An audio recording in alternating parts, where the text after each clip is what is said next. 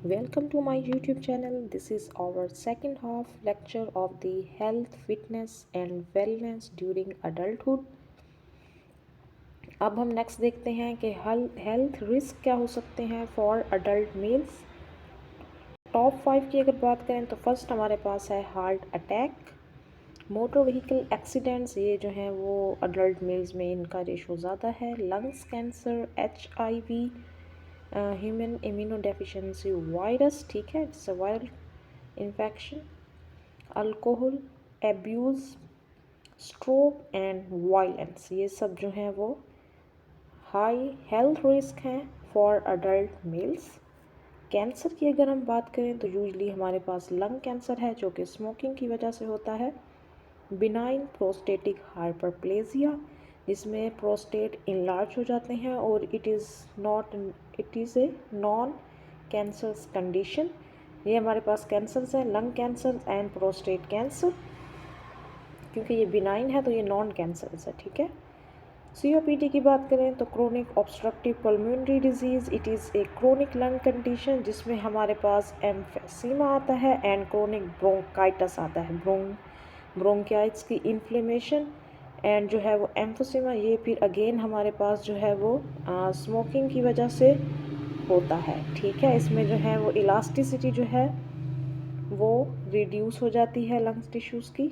Main काज जो है वो हमारे पास स्मोकिंग है जो कि स्ट्रॉन्गली एसोसिएट करती है विद द लंग्स कैंसर, ठीक है। हमारे पास कैंसर हमने पढ़ लिया, COPD पढ़ लिया। Next we have a condition of stroke. Stroke को हम सेरिब्रोवास्कुलर एक्सीडेंट भी कहते हैं, CVA, जो कि हमारे पास डिसेबिलिटी काज करता है फर्दर। स्ट्रोक में क्या होता है, या तो ये हेमरेजिक स्ट्रोक होता है या हमारे पास इस्कीमिक स्ट्रोक होता है, जो कि ब्रेन के किसी एरिया में आर्टरी में कोई क्लॉट बन जाता है और आगे जो है वो फर्दर टिश्यूज़ को ऑक्सीजन एंड न्यूट्रिएंट्स नहीं मिलते, या फिर जो है वो अगर ब्लड प्रेशर हाई हो तो वो जो है वो वहाँ से आर्टरी ब्रस्ट कर जाती है और उसको हम हेमरेजिक स्ट्रोक कहते हैं। काजेज़ ऑफ स्ट्रोक क्या हो सकते हैं, जैसे मैंने बताया हाइपरटेंशन, स्मोकिंग है, lack of physical activity, exercise है, क्योंकि जब हम एक्सरसाइज करते हैं तो हमारी ब्लड सर्कुलेशन इम्प्रूव होती है, ठीक है। और ऐसी डाइट जिसमें फ़ैट एंड कोलेस्ट्रॉल ज़्यादा हो तो वो भी नेक्स्ट जो है वो क्लॉट प्लेग बन जाता है, जिससे जो है वो स्ट्रोक का रिस्क इंक्रीज़ होता है। और मेल्स में हमारे पास एक्सीडेंट एंड अनइंटेंशनल इंजरीज हैं। In 2000 64,000 man were killed due to the motor vehicle crashes. और जो एक्सीडेंट्स वगैरह होते हैं तो इनमें मेल्स की रेशो ज़्यादा होती है। डायबिटीज़ की बात करें, it is a metabolic disease, ठीक है। ये क्रोनिक डिजीज़ है, इसका कोई क्योर नहीं है, बट आप लाइफस्टाइल, डाइट एंड एक्सरसाइज के थ्रू इसको मैनेज कर सकते हैं, इसको आप प्रिवेंट कर सकते हैं, ठीक है। नमोनिया एंड इन्फ्लुएंजा, जो दोनों जो हैं वो इफ़ेक्ट दी लंग्स, हमारे लंग्स को इफ़ेक्ट करती हैं, और मेल्स में जो है वो लंग कैंसर, लंग्स के इश्यूज़ ज़्यादा हैं। क्यों? क्योंकि वो स्मोकिंग की रेशो उनमें ज़्यादा है। Pneumonia and influenza. Next we have a kidney disease, we have a liver disease. Kidney disease की बात करें तो ये इसकी हम डिटेक्शन कर सकते हैं यूरिन एनालिसिस से, as well as promoting healthy lifestyle behaviour can help prevent disease progression to failure, ठीक है। यूरिन एनालिसिस के थ्रू हम जो है वो किडनी डिजीज़ को जो है वो डायग्नोस कर सकते हैं और फर्दर जो है वो इसकी डिजीज़ प्रोग्रेशन से प्रिवेंट कर सकते हैं ताकि किडनी फेलियर की तरफ ना जाए। लिवर डिजीज़ की बात करें तो alcoholic liver disease and hepatitis C, जो कि क्या काज करते हैं, सिरोसिस। सिरोसिस क्या होता है, जिसमें लिवर की फाइब्रोसिस एंड स्केरिंग हो जाती है, कंप्लीट आप कह लें damage of the tissues that result when liver tissue is destroyed by infection, poison or disease, ठीक है। इसको हम क्या कह रहे हैं, अल्कोहलिक लिवर डिजीज़। और ये हेपेटाइटिस जो होता है ये भी लिवर की इन्फ्लेमेशन होती है, ठीक है। प्रिवेंटिव मेजर्स हमारे पास क्या है, इन ड्रग्स वगैरह, अल्कोहल वगैरह यूज़ करते हैं, सारी चीज़ें इनके मेल्स में, लिवर डिजीज़ हैं, किडनीज की भी हैं, लंग्स की भी हैं, ये सारी अल्कोहल एंड ड्रग्स यूज़ करने की वजह से होती हैं। इनको जो है वो प्रिवेंट किया जाए, वैक्सीनेशन करवाई जाए for hepatitis B, taking precaution when using chemicals. Next हम पढ़ते हैं स्क्रीनिंग टेस्ट एंड इम्यूनाइजेशन, ये कितनी ज़रूरी है। Physiotherapist should be aware of the disease risk of population, हमें पता होता है कि क्या डिजीज़ रिस्क हैं, इनको कैसे लाइफस्टाइल मॉडिफिकेशन से जो है इन्हें रिड्यूस किया जा सकता है। और PT can ask related to the lifestyle behavior leading to illness। Specific medical test हैं जिनसे हम स्क्रीनिंग करते हैं फॉर पैथोफिजियोलॉजिकल चेंजेस कि क्या क्या जो है वो फिजियोलॉजिकल सिस्टम्स में चेंज आई हैं और वो एक पैथोलॉजिकल कंडीशन बन गई है। सो ये जो टेस्ट है जो हम आगे पढ़ेंगे should be encourage for by all health care professional. हम जो है वो टेस्ट वगैरह करवा के हम जो है वो पेशेंट की अंडरलाइंग कंडीशन या जो है हिडन जो है वो थिंग्स उनको जैसे सीबीसी वगैरह इन सब चीज़ों से हम जो है वो रूल आउट कर सकते हैं। फर्स्ट हमारे पास है प्रोस्टेट कैंसर स्क्रीनिंग टेस्ट, क्योंकि ये मेल्स में कॉमन है। प्रोस्टेट स्पेसिफिक एंटीजन होता है। Test is a blood test, इसमें ब्लड टेस्ट दिया जाता है और इसमें देखी जाती है amount of proteins created by the prostate gland. ठीक है, वो जो फंक्शन परफॉर्म करता है ग्लैंड प्रोटीन सिक्रेशन का, उसको टेस्ट किया जाता है। According to American Cancer Society both PSA blood test and digital rectal examination जो कि ऑफ करना चाहिए एनुअली ताकि देखा जा सके कि प्रोस्टेट कैंसर की स्क्रीनिंग के लिए। ठीक है, अबव एज जो है वो 45 पे आप ये हर साल जो है वो मेंस में होना चाहिए। और मेंस हाई रिस्क फैक्टर पे हैं एट एज 40। एज 40 में उनके अंदर प्रोस्टेट का कैंसर जो है उसका रिस्क ज़्यादा है। हेल्दी डाइट जिसमें जो है वो फैट्स ना हो, मॉडरेट इनटेक ऑफ फिश हो, हाई वेजिटेबल्स हों, ये प्रोस्टेट कैंसर के रिस्क को कम करते हैं। आपका हेल्दी लाइफस्टाइल। सिम्टम्स क्या हो सकते हैं प्रोस्टेट कैंसर के? A need to urinate frequently specially at night, difficulty starting urination और होल्डिंग बैक यूरिन, मतलब इनकॉन्टिनेंस कह लें, इनएबिलिटी टू यूरिनेट, वीक और इंटरप्टेड फ्लो ऑफ यूरिन, सब यूरिन के ही जो है वो प्रॉब्लम्स हैं। पेनफुल और burning urination, painful ejaculation, blood in the urine और सीमेन, फ्रीक्वेंट पेन और stiffness in the lower back, hips और अपर थाई। ठीक है, सारे ये सिम्टम्स हो सकते हैं। This is the prostate gland, this is the normal prostate gland, its functioning, and this is the cancerous prostate. Next we have a testicular examination जो हम परफॉर्म करते हैं देखने के लिए masses in the testicles, any change in the size shape of testis। testicular examination जो है helpful है in detecting a tumor। this testicular cancer होता है ना हमारे पास, इसी वजह से इसमें क्या हो जाता है ट्यूमर जो, जिससे हम एग्जामिन करके जो है वो डिटेक्ट और डायग्नोज कर सकते हैं कि टेस्टिकुलर कैंसर है। सिम्टम्स इसके क्या होंगे? Lump in either testicle, enlargement of a testicle, feeling of heaviness in the scrotum, dull ache, pain in the lower abdomen और groin, sudden collection of fluid in sacrotum, pain in the or discomfort in the testicle or sacrotum। This you can see, this is the prostate, penis, this is the urethra site of cancer। ठीक है, next we have a dental checkup, bruxism or clenching the jaw and grinding the teeth। this is, इसको हम पढ़ते हैं sleeping disorder में। Sleeping तो उसमें जो है वो अक्सर चिल्ड्रन इससे सफ़र करते हैं। It is a behavior commonly seen as a reaction of stress or dysfunction of temporomandibular joint। Regular dental examination जो करना बहुत ज़रूरी है for to monitor the teeth, gum, lips and soft tissues health, इन सब की देखने के लिए it's very important. For TMJ dysfunction physical therapy आप एग्जामिनेशन परफॉर्म किया जाता है टेम्पोरोमैंडिबुलर जॉइंट डिसफंक्शन के लिए। स्क्रीनिंग गाइडलाइंस क्या हो सकती हैं for both genders, man and women?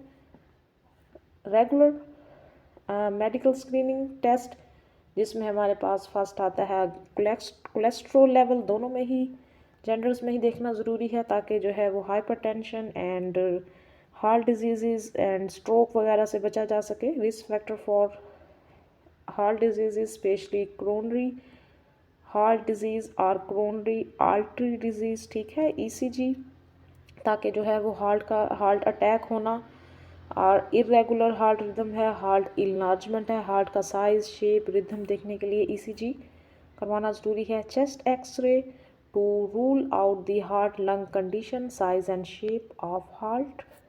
Blood chemistry test जिसमें हमारे पास सीबीसी वगैरह भी आते हैं, एलएफटी आते हैं, ये सब चीज़ें। Reveal the functional status of liver, kidney and pancreas.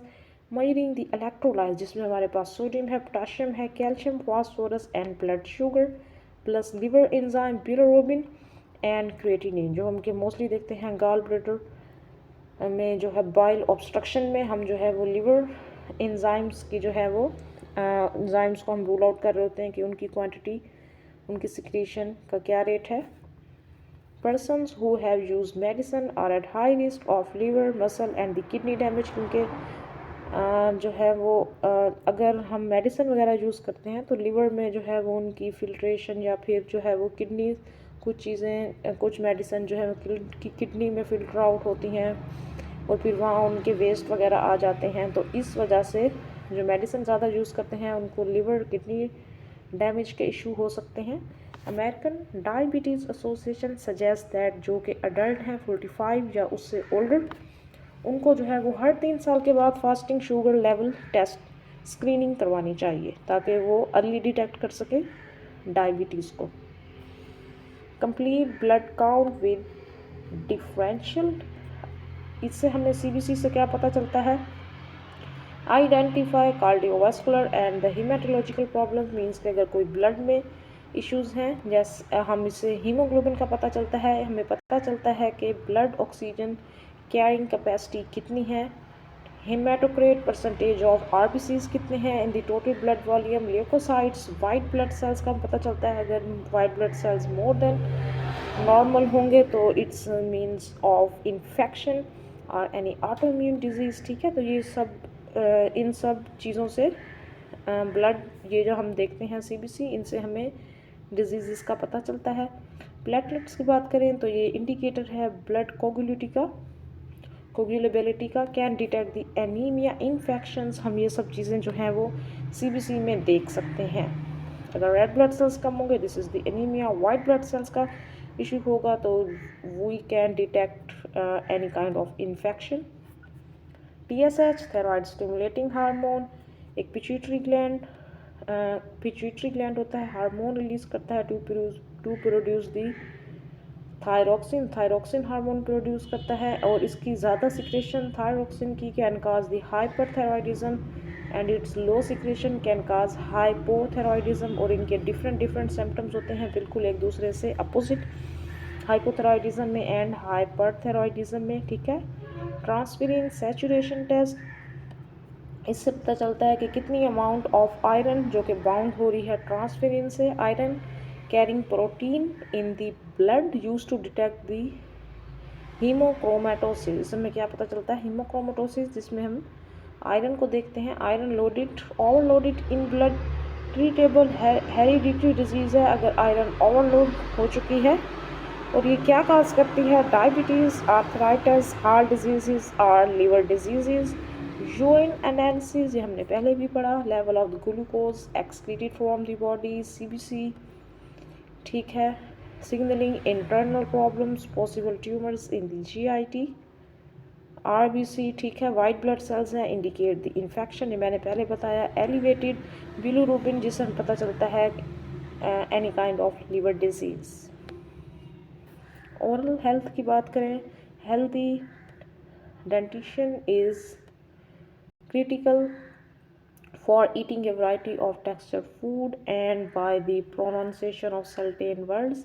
Limit oral cancer, इस कैसे लिमिट किया जा सकता है, reduce tobacco and alcohol use. Indicators of disease क्या हो सकते हैं कि oral health issue हैं, there is a soreness in the mouth that are not healing, lump or thickness in the cheeks, white या red patches हो जाते हैं in gums, tongue or lining of the mouth, soreness or a feeling that something is scratched in the throat, difficulty chewing और swelling में आपको difficulty हो सकती है, मूविंग में, जॉ की मूवमेंट में, टंग मूवमेंट में डिफ़िकल्टी हो सकती है, नमनेस हो सकती है टंग में, in other areas of the mouth, swelling, jaw swelling हो सकती है, causing dentures to fit properly or become uncomfortable. This all indicates our oral health, how good it is.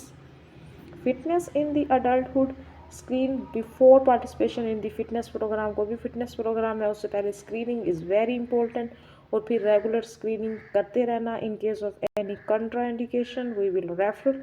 Unstable medical condition or conditions that can exacerbate with exercise और high risk conditions. ठीक है, ये आपने देखना है कि symptoms किसी चीज़ के अचानक से आना या फिर एक्सरसाइज से इंक्रीज हो जाना, this is the risk condition, require further testing. Moderate risk किन में है? Man age 45 and females 55 and the low risk man age less than 45, age less than 45 and 55 in males and females respectively. Cardiovascular risk factors की बात करें, हमने पहले भी पढ़ा है. Hypertension, family history of myocardial infarction, sudden death before 55 years in a first degree relative, hyper cholesterolemia, cholesterol level का ज़्यादा होना, ओबेस, जो ओबीज होंगे उनमें कोलेस्ट्रॉल लेवल भी ज़्यादा होगा. सीडेंट्री लाइफस्टाइल है, इनएक्टिव लाइफस्टाइल है, करंट सिगरेट स्मोकिंग और impaired glucose fasting, these are the risk factor for cardiovascular disease, जिससे हमें हार्ट अटैक का भी रिस्क बढ़ता है. More comprehensive fitness assessment include information about the health related fitness, current exercise. ठीक है, ये हम असेसमेंट भी बहुत ज़रूरी है इसमें. Suggested adult physical activities 30 minutes या फिर जो है वो moderate intensity physical activity like brisk walking करना all days of a week is very good activity. Different activities burn variable amount of calories. तो आपने अगर आप जितनी कैलोरीज इनटेक कर रहे हैं तो आपको उसका कुछ अमाउंट जो है वो उसको कंज्यूम और बर्न भी करना चाहिए. Good programme should include all areas of health related fitness including muscular strength, endurance, flexibility, cardiovascular endurance, postural exercises, ताकि आपका पोस्चर जो है वो ठीक रहे. ठीक है. Weekend warriors, many people have to spend many hours in the travelling to work place, so lack of time, उनके पास जो है वो टाइम नहीं होता. आप कह लेंगे वेरियर्स हैं कि वो एक्सरसाइज करें. People who try to compress exercise weekend are called weekend warriors. People spend time in recreation और जो है वो गेम एक्टिविटीज़ में एट द वीकेंड वो जो है वो पार्टिसिपेट करते हैं ताकि ऑप्टिमम लेवल ऑफ कैलोरीज को बर्न कर सकें. Required to burn per week, जो कि ज़रूरी होते हैं, जो कि रिक्वायर्ड होते हैं बर्न करना per week. Weekend warriors have a low risk of dying as compare to sedentary man. ठीक है, आप अगर थोड़ी बहुत 15-20 मिनट्स 30 मिनट्स आप करते हैं, दिस इज़ वेरी गुड. आपकी हेल्थ लाइफ क्वालिटी इम्प्रूव होगी. Regular physical activity generates the 1000 kilocalories per week or more should be recommended for lowering mortality rate. Very important ये बात है कि आप इससे अपना mortality rate कम कर सकते हैं. वो लोग जिनके no major risk factors हैं, even 1 to 2 episode week, generally 1000 kilocalories week or more can postpone mortality. वो अपने mortality को postpone कर सकते हैं. Sedentary man had the high risk of death, उनका जो है वो डेथ रिस्क ज़्यादा है क्योंकि वो स्पेंड करते हैं less than 500 calories per week, जबकि उन्हें जो है वो 1000 और मोर करनी चाहिए. ठीक है, 1000 और मोर करने से उनका मोर्टेलिटी रेट का रिस्क कम हो जाएगा. ठीक है. Exercise is very important. Weekend warriors don't differ from the person expanding same energy in multiple sessions, but risk of death increase like sedentary if overweight. देखिए ना, अगर रिस्क ऑफ डेथ इंक्रीज हो जाता है, आपको सेडेंटरी लाइफस्टाइल, आपको cholesterol भी ज़्यादा है, ब्लड प्रेशर भी ज़्यादा, कोई भी चीज़ जो है वो कंट्रोल में नहीं है, तो आपका ऑटोमेटिकली आपका रिस्क ऑफ डेथ जो है वो ज़्यादा होगा. Man with irregular exercise, specially weekend warriors with unhealthy habits हैं, जिनके हाई ब्लड प्रेशर है, कोलेस्ट्रॉल है, तो उन्हें हेल्थ केयर प्रोवाइडर को जो है वो कंसल्ट करना चाहिए उनसे for appropriate fitness training and exercise prescription. So इन सबसे में क्या पता चला कि physical activity and burning of the calories, extra calories to maintain the blood pressure, cholesterol level and develop healthy habits is very important. I definitely sure that you like this video. Thank you.